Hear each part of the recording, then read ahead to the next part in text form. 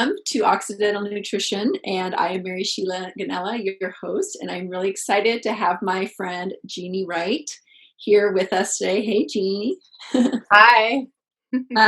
Jeanie is a postpartum corrective exercise specialist, and we are going to talk about exercise today and talk about what is the right kind of exercise, because it is not a one size fits all. And it's important to make sure that you're exercising in a way that's going to give you benefits. It's not going to maybe exhaust you more if you're very fatigued and tired, and also so that you don't get hurt or have more pain, and that you actually have fun and enjoy doing it, right? And so I really want to talk about exercise through that lens, especially too, because I think I know a lot of people are really oftentimes tired and maybe burning the candles at both ends. And we know the power and impact of exercise, but sometimes it's hard to maybe step back into it or keep it going or know when to change it, right?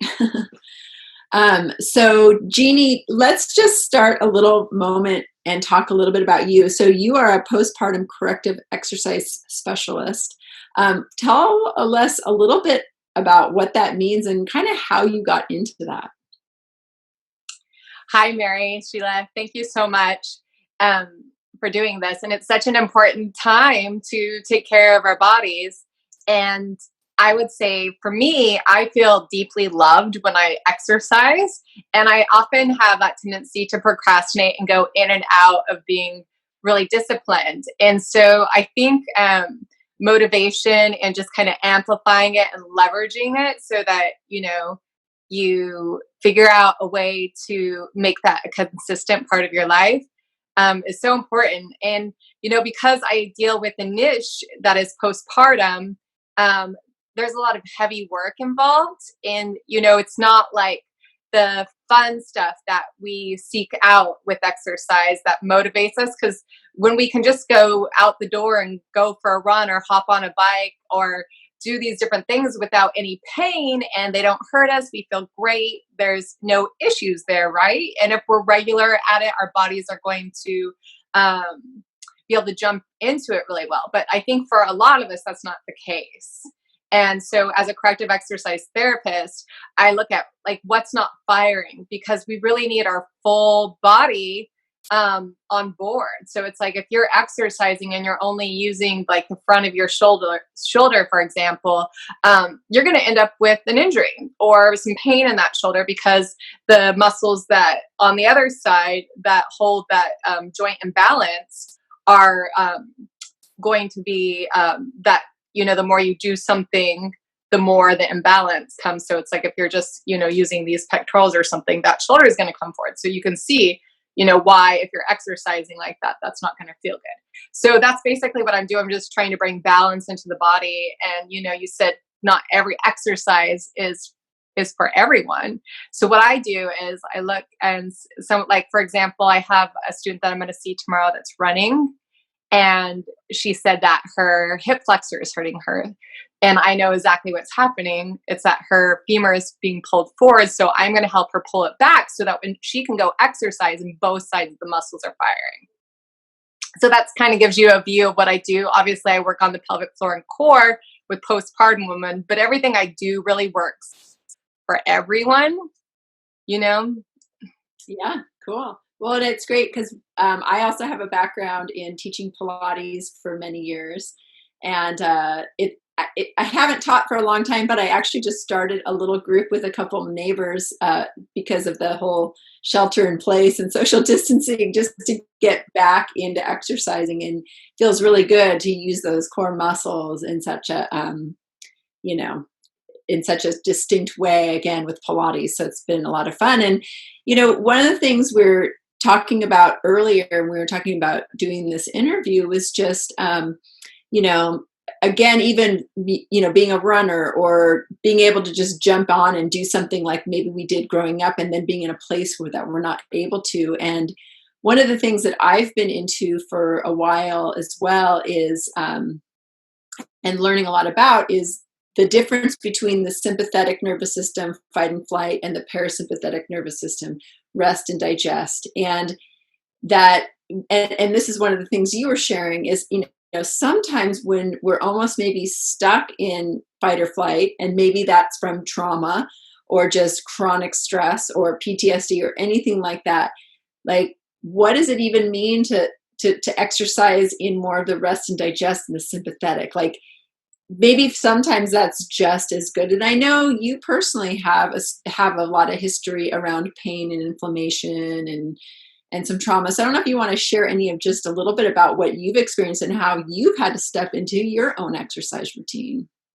Yeah. Well, the work that I do actually really saved me. Like, I've had extensive injuries and extensive trauma, and I actually feel that a lot of people need the same stuff that I need. And so what I have had to do is I've had to learn to really be in my body and really concentrate and feel what, the different muscles. So if I can't relax, I'm not going to be able to do the exercises in the way that I need to. So, I actually think that a lot of what I do is rewiring the nervous system, because I start with the breath.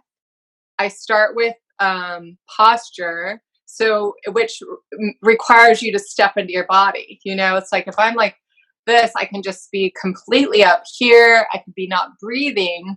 But if I come up and I start to breathe and start to connect to my body, then I can start to have more control of how it is functioning.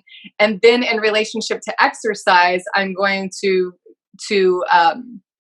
it's going to happen in a way that's not painful. Just by those two things. Of course, there's so much more. It's like a lot of women, birth is kind of a injury and kind of a trauma, but I feel like everything I do, this group just needs what I do, like, for a longer length of time. But I would say anybody needs to start with, so I haven't said this, but I do a lot of release work of the muscles. So it's like, if you're locked and tight, like, I'm working on my shoulders right now, but like this tight pectorals in here, like a lot of people are like this really strong, upper trapezius muscles.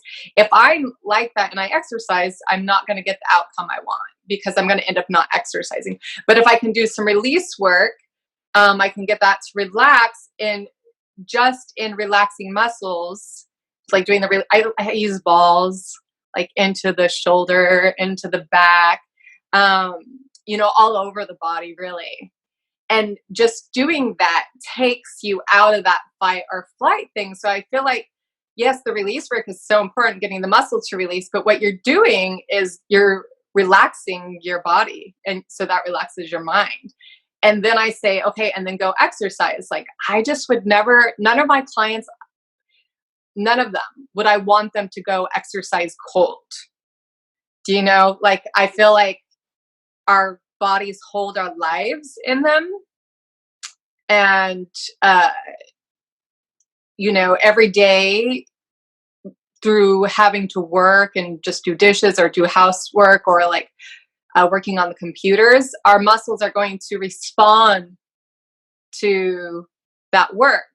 And so I think everybody to some extent needs to do a little release work. And like, I use foam rollers religiously. So I always say, like, foam roll before you go get on your bike, foam roll before you go running, before you swim, and get those muscles to release so that you are exercising in a way that is going to get the muscles functioning better.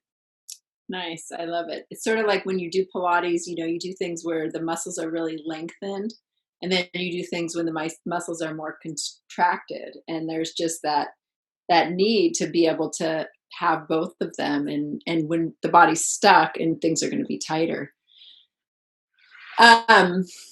So you were talking earlier about a support group that you lead, and that you kind of have a checklist about exercise. Do you want to talk a little bit about that exercise, just so somebody could maybe start thinking about it for themselves in that way?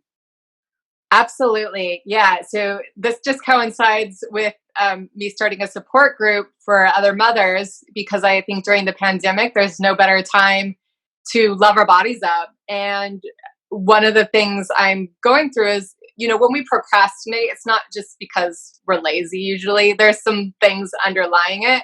So I'm just trying to help them go through a checklist of things that might be underlying the reasons why they're procrastinating. Maybe they don't like to be sore from exercise. Maybe they've had trauma and they're like avoiding feeling. There's all sorts of reasons why we're procrastinating. Or maybe it's because we don't, in our minds, we're valuing 10 things before the exercise.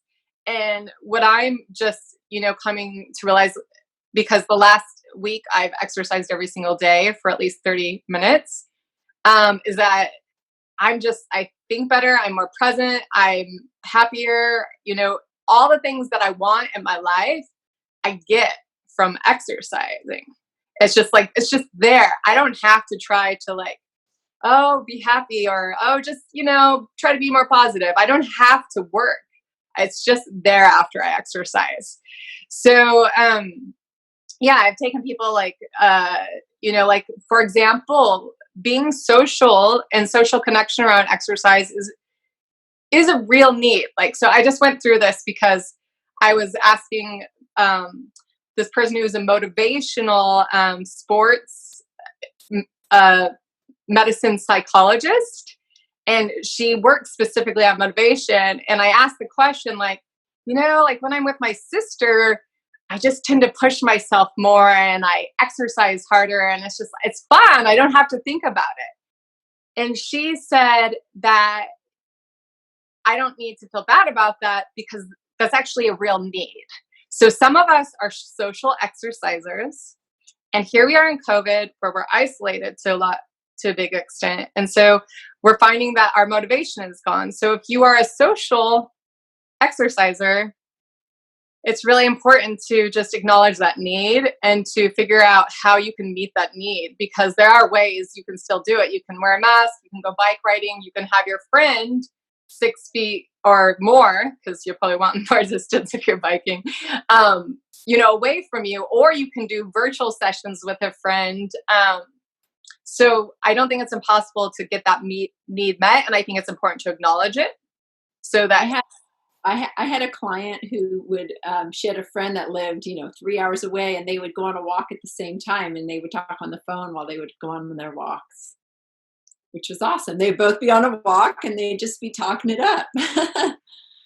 Yeah. And sometimes, for some people, there's just they don't want to be out there by themselves, so I think that is a genuine need, and it's important to take that need seriously. I'm a little bit of both, there's times where I just really need to focus, and especially with postpartum, that work is heavy. If you're healing an injury, there's a little heaviness to that. And so whether you're postpartum or not, that takes a little bit more creativity and a little bit more effort, because maybe you don't want to sit down and be in that feeling space, which I really think you have to be if you're trying to heal an injury. You have to be able to feel it to heal it. And so that's a whole, kebab thing. So I go through a list of are you uncomfortable with being uncomfortable? Ask yourself that.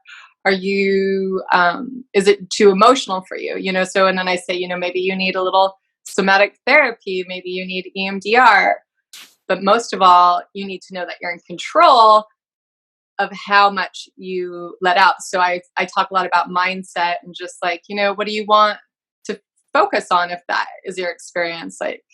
What helps you be braver,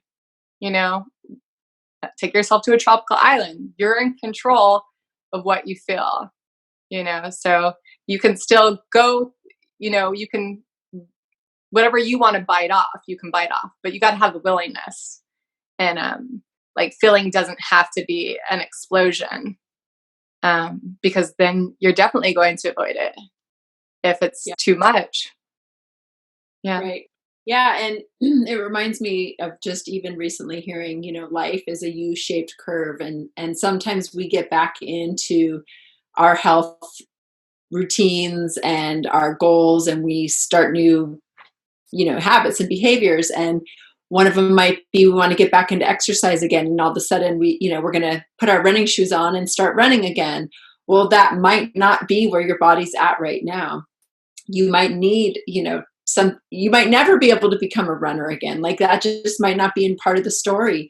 So how can you find whatever that is going to be, that's going to be new, that's going to feel good, and that's going to give you the benefits you're looking for without creating more pain or inflammation in the body? Because, the worst thing that always breaks my heart when I work with clients around their health is that they're super excited about exercising and everything that we're doing together. And then all of a sudden they get hurt.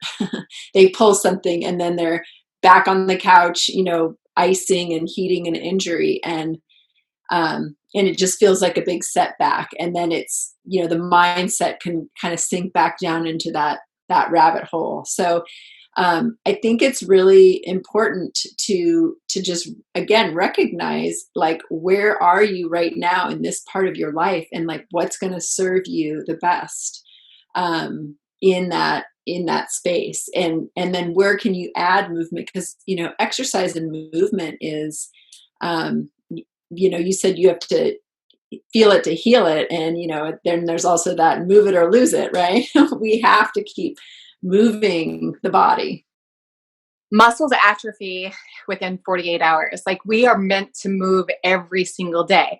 And if you don't, it's such a tipping point. So it's like, I work with a lot of people that have injury. And at first I go through this process, and at first I isolate muscles to make sure they're on. And it's not a ton of bigger movements. And then I jump them into bigger movements so that they're more dynamic. They're closer to running, closer to that high impact, but not quite yet. And it is that tipping scale, because it's like you have to have muscles to support the joint. So it's like, if I, like, for example, I a couple weeks ago I got sick and I was laying in bed for 3 days straight and not doing much. My back started to hurt. So even though I was still a little sick, I jumped on my recumbent bike. I lifted up and protected my low back, but I got things moving again. And guess what? I got out of that back pain.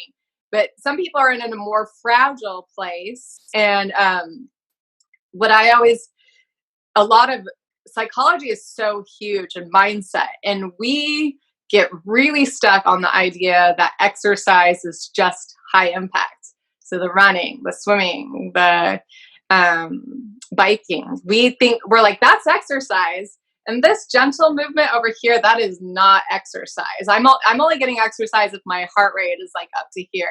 But we really have to get past that idea. I mean, honestly, you could just be lifting your arms up and down and do that 20 times, roll your shoulders, and then move your legs in a way that, you could also get leg movement, just like make circles in the air while you're laying on your back or something. I mean, there is always, always, always a way to move. And I think the main thing is don't stop moving. And so one of the things I say is write a list of all the ways that you can move that feel good. That's great. I love it. I know, and that reminds me, I just pulled out my hula hoop, and I've been taking little hula hoop breaks on my back porch, which has been so much fun. Especially sometimes I'll just put on a song and then, make it my own little dance. And it just feels so good because it's moving all that core. Oh, I love hula hooping. Thanks for reminding me that I'm going to go get a hula hoop. So I know that one of the things you do is you work with postpartum women around like kind of rebuilding the pelvic floor and, whatever else around birth trauma. But one thing that I hear a lot, and I actually just heard it the other day from a woman who has a 10-year-old and an 8-year-old, that she's still dealing with her muscles being stretched. And I know there's a special name for it, and I can't remember, but the muscles in the front being stretched from pregnancy and birth. And, and I know a ton of women that, still have issues around their pelvic floor. So, even though you say postpartum, I mean, if somebody's been dealing with maybe, leakage or whatever, or still has issues around their muscles, I mean, is that something they can heal 10, 20, 30 years later, with like somebody like you, or, like, how does that work? Mary, that is such a good question. And it's such a conundrum because I use the word postpartum, but honestly, it's just for mothers. Like, and so my saying is, like healing mothers from birth, or sorry, well, pregnancy comes first, pregnancy, birth, and then the afterlife of motherhood. And whether you have a 4-month-old or a 16-year-old. But I mean, I have 50-year-olds that are still working on this stuff. So if you haven't addressed the transformation that happened through that specifically, then it's still affecting your body. So absolutely, some of my best results are when people have like a 5 or a 6-year-old, because they have more time and brain space. And it is a process. Like I say, give at least 2 months to 3 months to really allow that tissue to change, because you're transforming the tissue and the muscles. And it's very specific, and it goes and you work in a way that is just not natural to you. Because if it was natural, then people would heal up on their own. And so you have to like learn how to connect in the body a whole new way, but it's absolutely possible to heal. Like I said, my last program, I had a woman with a 16-year-old. She was still dealing with some of this stuff, and she had a minor diastasis, and she healed it. So absolutely, you definitely can at any stage. That's awesome, and I think that's something to remember, like, especially for moms, like your body goes through this transformation and you just think, oh, that's just the way it is. And like for me in my work, when people get maybe they get diagnosed with an autoimmune or diabetes or whatever, and it's like, oh, and they're kind of told, you have this thing, you're never going to get rid of it. But that doesn't mean you can't transform it, and you can't silence it, and you can't turn it around. I mean, I'm not saying I'm going to cure you of it, or neither are you, but you can transform it, because your body is dynamic. Your body is always responding to, your environment on the inside and your environment on the outside, and your thoughts and your emotions and the foods you're putting in it and what's making up it. So there's always that potential. And I think, and I'll never forget, just to say, when I was studying nutrition and reading something about diabetes and how there's no cure for it. And I still see that in the literature that's very, Western, whatever. And then hearing from one of my teachers, who was very alternative, saying, you can heal from anything. And I was like, so grateful to have that information. And that just felt so much better to me. And it's like, so, when I work, and probably when you work too, it's like just having like the hope and the belief that somebody can change, because we've all heard of those people that have got diagnosed with cancer and they've got 2 weeks to live or 2 months to live. And then, 2 years later, they're like, I better go get a job because I'm still here. So I just think that that's great potential. So my point being, for women, after birth or multiple babies, and like, you can still transform. You don't have to settle with, all these things that are still uncomfortable ever since that, amazing time where you got to birth your children. So tell me and tell us just a little bit about, the name of your business and how people can find you and all that good stuff. Thank you, Mary. thehappymamabody.com is my website. I have an online program that people can do, just watch the videos, or they can work in conjunction with me, which is my favorite, where I do Zoom sessions and look at their form during the week, and then they can follow along with the program. And of course, we're in COVID time, so I'm seeing very, very few people in my outdoor platform, with safety precautions. But it's kind of amazing how much progress people have been able to make virtually. It's not the same as hands-on work. Obviously, I can feel things more readily if my fingers can touch, but it's been amazing how much progress people have been making. So I love what you just said about possibility. And I think that's so important, just to not settle. Yeah, not settle in life for anything. Yeah, definitely. Well, this is awesome. And I'll have all your links down below the video so you can check out Jeannie's work and, subscribe to her list and look into her programs. But I just wanted to say thank you so much. I know that we've known each other for a while. We worked together years ago, and I recently, saw a post that you made that was just like so heartfelt. So I can just feel the passion that you have for what you're doing. And so that's why I wanted to bring you here. So thank you so much for being here. And I really enjoyed our conversation. I really did too. Always. Okay. Thank you, Mary. Have a good day. You too.